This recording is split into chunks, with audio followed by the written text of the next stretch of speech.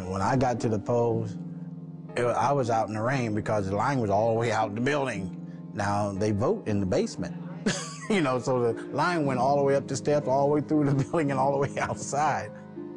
I was hoping to get in and get out, you know, as I've been voting for 35 years, and I've never had to wait in line, you know, can go before I go to work on time.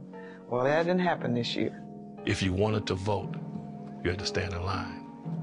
And some people made sacrifices, and they got out of line, and I saw people never come back to vote.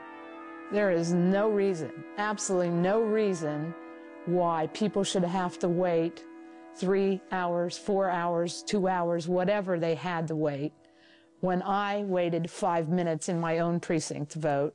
It was outrageous. In some of the African-American communities, there were lines that were 11 hours long.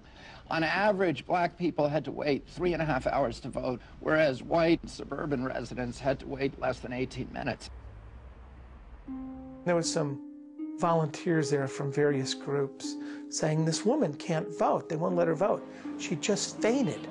She said she'd been waiting 2.5 hours. The people around her said, you know, she's sick, she's on chemotherapy. She was entitled to be moved to the front of the line. And I was told by the judge, no, I'm not going to do it.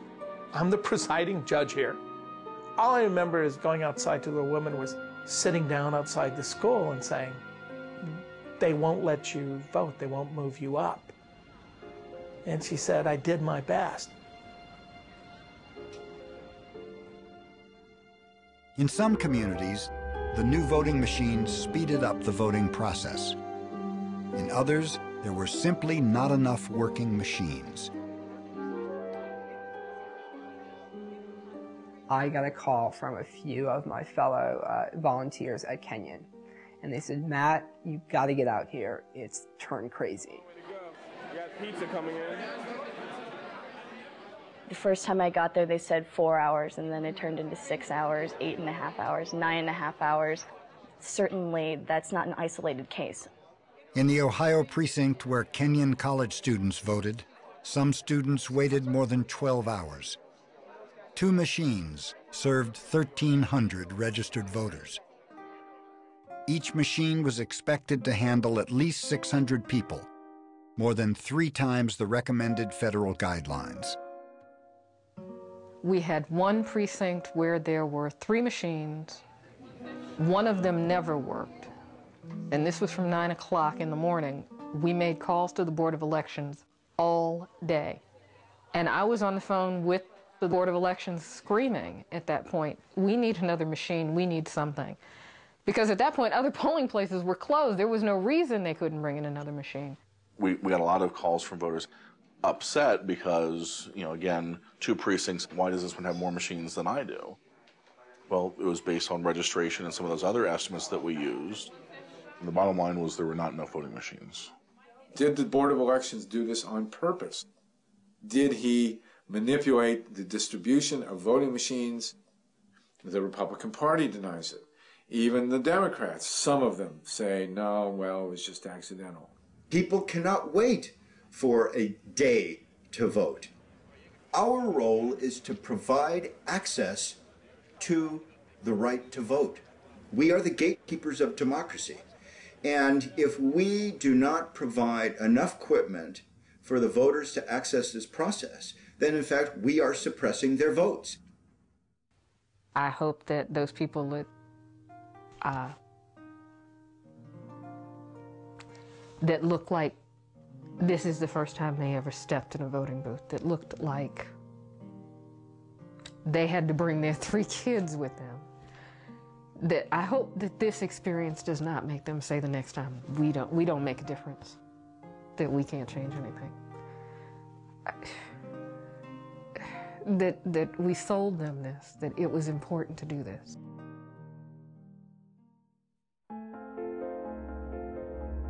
Some of the long lines were caused by machine shortages. Others were due to machine failures.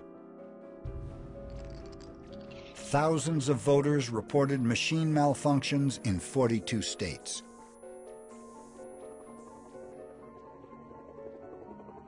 Machine problems included touchscreens going blank, votes switching from one candidate to another, machine breakdowns, and inaccurate totals. Some computer screens froze, causing delays as technicians tried to fix them. The technology that promised to make voting faster and more accurate was turning out to be unreliable.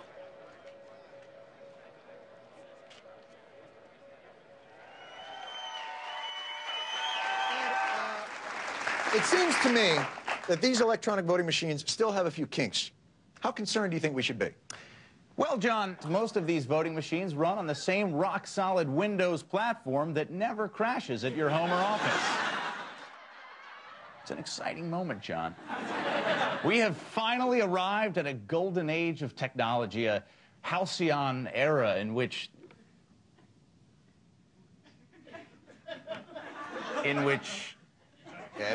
Ed. Sorry, hold on, John. The teleprompter crashed.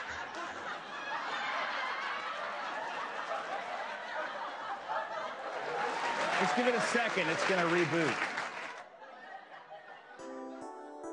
One serious touchscreen malfunction was vote switching. Voters would select one candidate, and their vote would switch on the screen to someone else. Vote switching in Florida was concentrated in certain counties. In my area, in Palm Beach and Broward counties on Election Day, remarkably, every complaint was never anybody who intended to vote for George Bush, but who couldn't. People were indignant or near tears because they had pressed carry when they were trying to vote, and the machine itself lit up and said Bush. Again, the good news, problems in Florida virtually non-existent, just small glitches here and there. Mainstream news neglected to mention certain difficulties faced by voters, like vote switching. Though there was little TV or radio coverage, election hotlines were getting reports of vote switching from at least 13 states. Mahoning County, Ohio, was one place where votes were switching on multiple machines throughout the day. I voted for Kerry. And when I got to the final page on this computer screen to say who my final votes were for, it came up Bush.